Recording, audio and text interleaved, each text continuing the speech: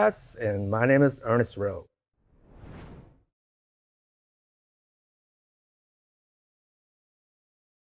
And today's topic, we're going to cover the slug power kit. This will enable you to increase your speed, and depending on your ammo and length of barrel, it's between maybe 25 to 50 feet per second more.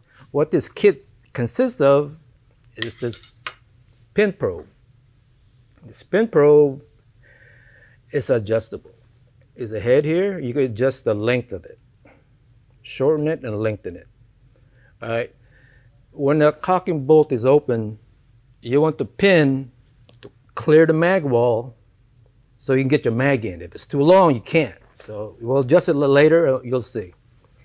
And you can use a 25 caliber, has a sleeve for it. You slide it in and there's an O-ring there, keeps it in place, right? You can leave that O-ring there if you're going to use a 22. And there's a spring there to line up the valve adjuster so the valve could open wider, longer, so you have more volume coming out the barrel to get more speed. And you got spacer for your hammer spring. This will enable you to compress your hammer spring about 3 mil more. And it's about 12 grain of weight. I'll add up on your hammer weight also. That will help on the speed. And we got a rubber ball here for safety. It'll be floating around the ball here so your C1 doesn't over travel and dump the air. But rarely happens, just in case there's a ball there. All right, we're going to install it. And first thing you gotta do is safety. We have to bleed the pressure. All right. When you hear the pressure start bleeding, you gotta listen. If it's bleeding this long, it's also dumping the reg side. You gotta make sure the reg side is also no pressure. And if you forget to dump that, you know, when you're loosening a screw that's holding pressure, it's gonna be hard, it's gonna jam, the screw doesn't seem to want to come out. All right, that means it's telling you something is wrong. All right, remove the bottle. Now we're going to remove the scope rail and the cheek rests. Tools you're going to need is a 2.5 mil hex and 5 mil hex right here. Right? Just loosen that up. Loosen that tube back, 2.5 socket head.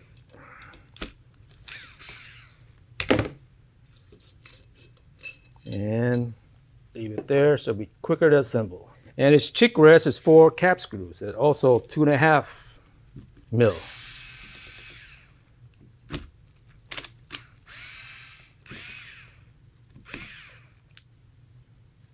All right. Now we're going to remove the barrel. You need a 3 mil. Oh, here's 3 mil. Maybe it's 4. You get it loose anyway. It's a 4 mil. Loosen it, pull barrel out. Now you're going to remove all these cap screws on its top rail. I think it's 2, 4, 6, 8, 10, 12 of them. They're all 2.5 mil. All right, we want to lift the plate up slowly, keeping all the cap screws intact, so it's quicker to assemble later. And you will remove the barrel support, forward, the whole cocking assembly. All right, make sure hockey pucks didn't come off. All right, we're going to screw the thumb adjuster. All right, and here's the spring we're going to replace, valve adjuster. And you need a 11 mil socket. You want to use the box end, right? If you use this one, it has a tendency to stretch this thin wall hex. You might damage it, so use the box end.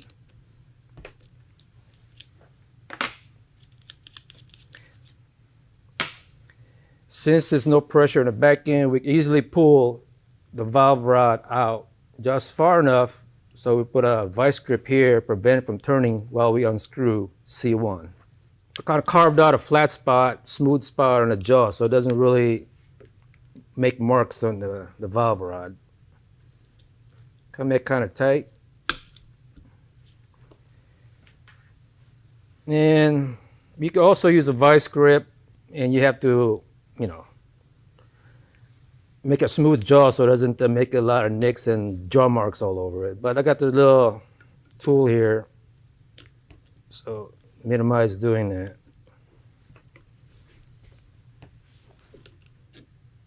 All right. Now we gotta flip it over, so we can slide out the hammer. Hammer weight, hammer spring, and call it hammer weight. It's a spring guide combination. All right. The kit, we're going to install this little spacers here in front of the hammer spring, and you slide on the weight, slide on your hammer, and slide it on the rod. You want to push it as far as you can. All right. Now we're going to put back the C1. Clamp on the rod, make sure it doesn't move. First, we need to set the distance from the C1, how much it sticks out from the action. That's very important to have a free-floating hammer system, and you keep your gun more efficient. All right, so if you have an old MK1 that doesn't have an O-ring in there, or you want to prevent it from unscrewing while it was Loctite. To prevent that, if you don't have an O-ring in there, you get one of those 2 mils cross-section O-ring. You just cut it off and make it about 7 mil long. Just stick it in there. All right, put your Loctite on your thread.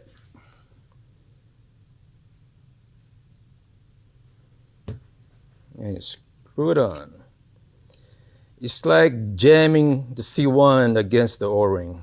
I already feel a spring tension, so hopefully that'll usually prevent it from backing out. Very rare it will back out on you. Got this tool here.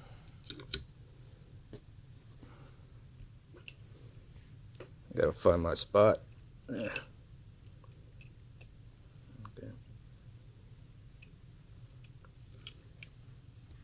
And you feel the compression of the O-ring, like you're jamming it. When it feels kind of tight, let's find out how far it sticks out. Lightly seated.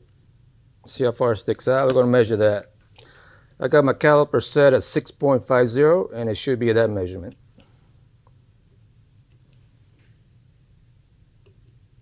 Close enough. Look at that. 644. Good enough. Install your light hammer spring here. Then valve adjuster body. Screw that in. Just snug it up, not really tight. Then your rubber ball. Put inside the spring. Your thumb adjuster.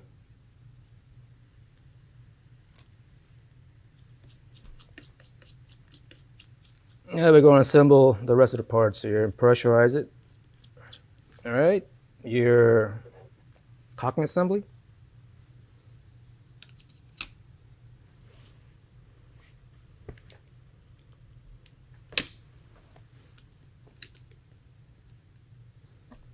Front barrel support. Your top rail.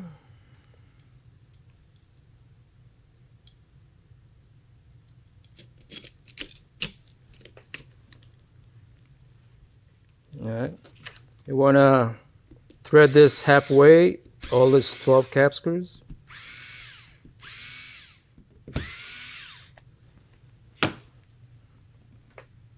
And we'll use the barrel as an alignment rod to align the front and the back end.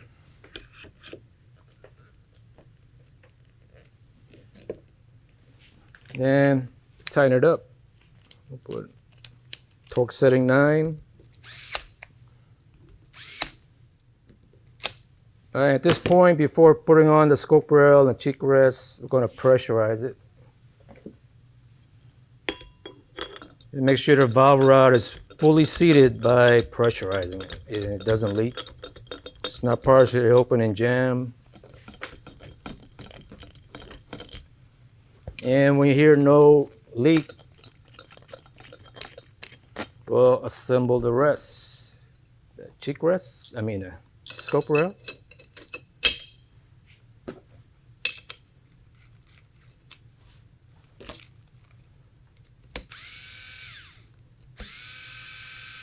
Cheek piece, cheek rest.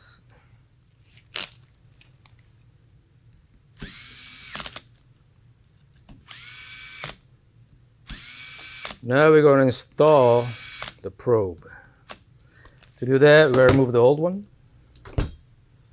It's kind of better you lower your butt down, lowest position, so you could access the probe. Let's see, we're going to need 1.5 mil for the set screw for the probe. And we need this 4 mil for the back of it. Sometimes I like to cock it, get better access to it. Remove the set screw. To be safe, you could put this gun in safe. Here's your set screw. You could remove the, if it doesn't come with it, just kind of flip it over. Here's the probe. You're gonna put the 30 mil sleeve over it. All right, since there's nothing there to guide it, we just kind of guess where the set screw is going to sit on. It's going to be facing at 3 o'clock. All right, cock it all the way open. It's easier to align. When it's pushed all the way in, you got to visually see the hole. The two holes meet up. Then you can put the set screw in. Remember, the set screw is just snug. It's very easy to strip if you put a lot of strength in it. All right. Now we're going to line the probe, the depth of the probe, so we can get your mag in. We'll test it out. Here's your mag, because we want the probe as close as possible without hitting the magazine. So you could push the pellet further down the liner. All right. It'll just, when you get further in the liner, it has a better seal. You get maximum velocity. All right, so the back of the pin, there's a hex head on it. It's a 2 mil. Like, you screw it in. Well, hold on. You have to loosen the set screw. I tightened it so it doesn't move. It locks it down. Now you could adjust it and turn it in and out. See what I mean? The probe sticks out. If it sticks out too far, the magazine won't go in there. So screw it back out till you barely see it on each line of this butt, right? And getting it in and out.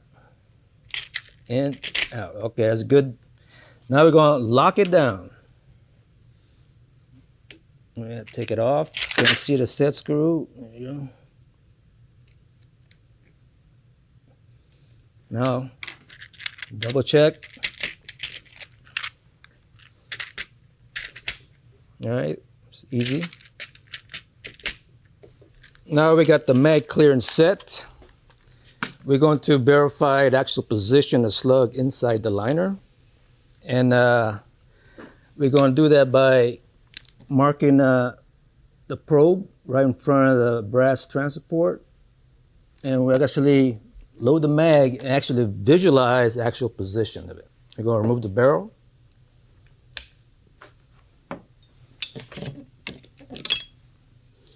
Now we're going to remove the probe.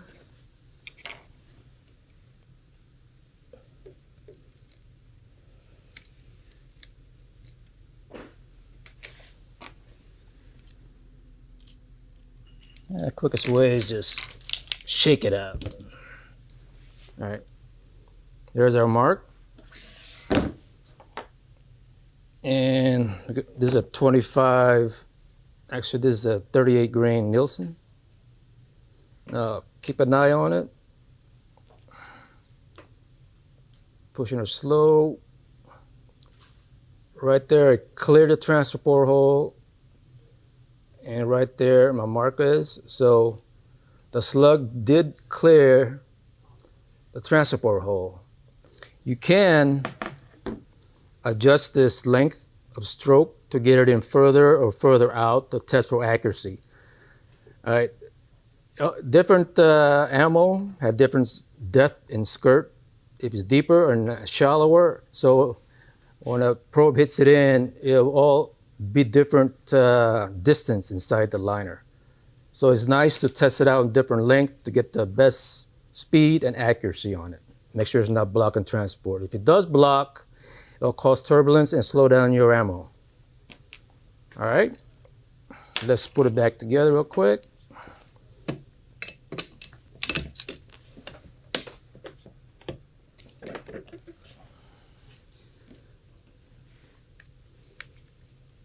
And you can see how it is, how quick you could assemble this.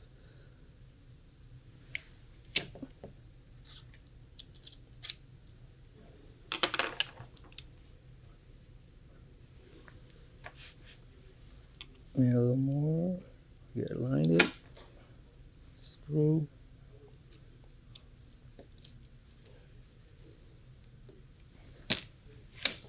There you go. And this is how you install a slug power kit.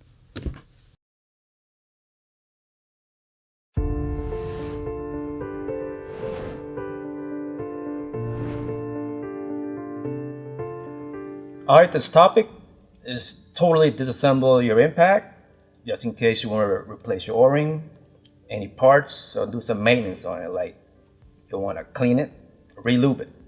All right, first, we want to make the gun safe so you can disassemble it without harming yourself.